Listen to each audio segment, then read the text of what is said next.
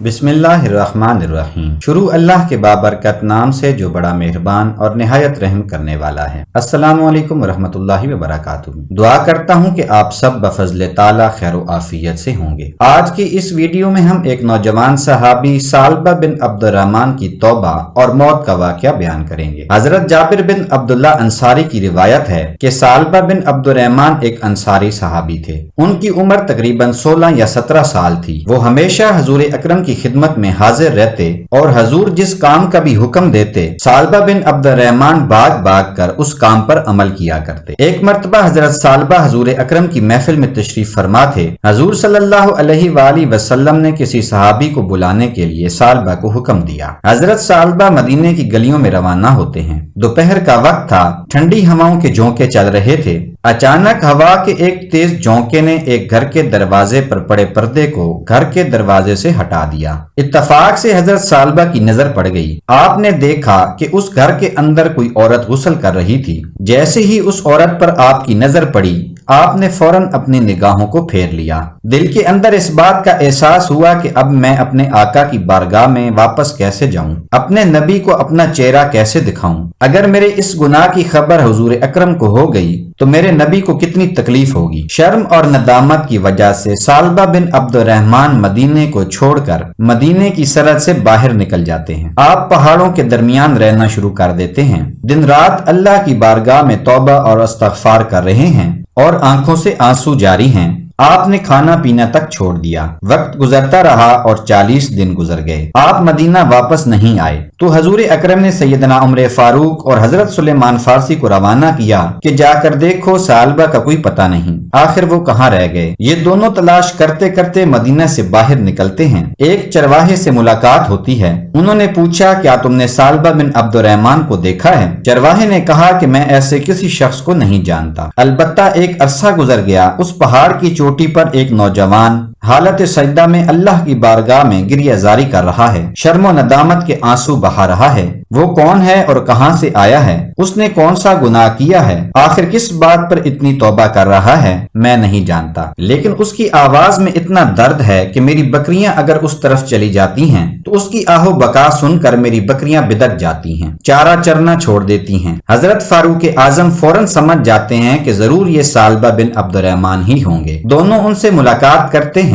جیسے ہی ثعلبہ بن عبد الرحمن کو دیکھا، دونوں حیران رہ گئے۔ وہ 16-17 سال کا خوبصورت نوجوان سوکھ کر بالکل کانٹا بن چکے ہیں، ہڈیوں کا ڈھانچہ نظر آ رہا ہے۔ سیدنا عمر فاروق نے کہا، ثعلبہ تجھے کیا ہو گیا؟ آخر تو اتنا کیوں روتا ہے؟ تجھ سے کون سا گناہ ہو گیا ہے؟ ہم حضور اکرم صلی اللہ علیہ وآلہ وسلم کے حکم سے تجھے بلانے آئے ہیں۔ جب ثعلبہ بن عبد الرحمن نے یہ سنا تو کانپ کر کہنے لگے، کیا حضور پر میرے متعلق کوئی وحی نازل ہوئی ہے؟ کیا جبرائیل علیہ السلام میرے متعلق اللہ کی طرف سے کوئی حکم لے کر آئے ہیں؟ کیا میرے نبی کو پتہ چل گیا کہ میں نے کتنا بڑا گناہ کیا ہے؟ سیدنا عمر فاروق فرماتے ہیں کہ یہ سب ہمیں معلوم نہیں، ہمیں تو صرف حضور نے تمہیں بلانے کے لیے بھیجا ہے۔ مغرب کی نماز کا وقت تھا، میرے آقا امامت فرما رہے تھے۔ ثعلبہ بن عبد الرحمن حضور اکرم کے پیچھے جا کر کھڑے ہو جاتے ہیں۔ حضور قرآن کی تلاوت کر رہے تھے۔ چند آیات سننے کے بعد ثعلبہ بن عبد الرحمن پر غشی طاری ہو جاتی ہے اور آنکھوں سے آنسو جاری ہو جاتے ہیں۔ ان کو اٹھا کر ان کے گھر لایا گیا۔ نماز سے فارغ ہونے کے بعد میرے آقا فرماتے ہیں،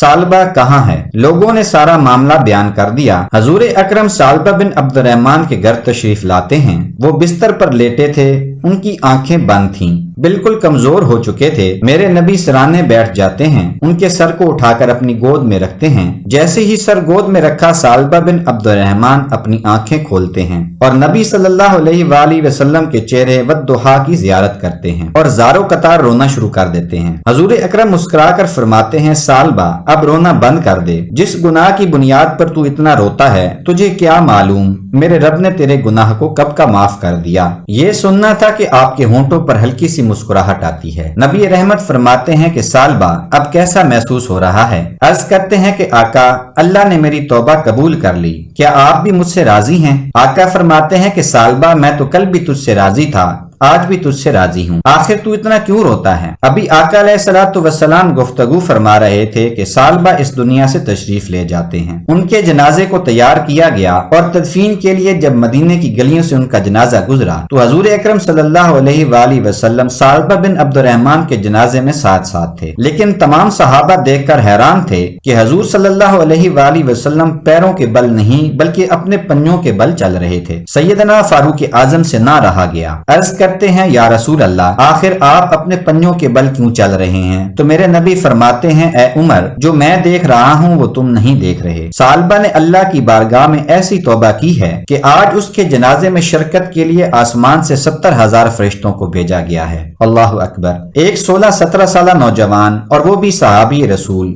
जिसके बारे में नबी रहमत ने फरमा दिया कि मेरे तमाम सहाबा आसमान के सितारों की मानिंद हैं। उनसे एक ऐसा गुनाह हुआ जिस गुनाह पर अल्लाह पकड़ भी नहीं फरमाएगा। उन्होंने उस औरत पर कस्तन नजर नहीं डाली थी बल्कि गलती से नजर पड़ गई। उस एक गलती से पड़ने वाली नजर पर अल्लाह के उस बंदे ने ऐसी तौबा की कि अल्लाह तबारक व तआला ने उसके जनाजे में 70,000 फरिश्तों को भेजा। सामईन, आज हम सोचें कि हम ऐसे कितने ही गुनाह करते हैं जिन पर तौबा करना तो दूर की बात, हम गुनाह करके भूल जाते हैं। हमें चाहिए कि हम और आप अपने शब रोज का जायजा लें, अपने दिन भर के मामलात का जायजा लें और रात सोने से पहले अपनी रब की बारगाह में सच्चे दिल से तौबा करें। अल्लाह हम सबको मौत आने से पहले सच्ची तौबा की तौफीक अता फरमाए। आमीन या रब्बल आलमीन। मोहतरम सामईन, नेकी की बात फैलाना सदका जारिया है। हमारी वीडियोस को ज्यादा से ज्यादा शेयर करें। हो सकता है कि आपके शेयर करने से किसी एक के दिल तक भी हमारा पैगाम पहुंच जाए तो मेरी और आपकी बख्शिश का जरिया बन जाएगा इंशाअल्लाह।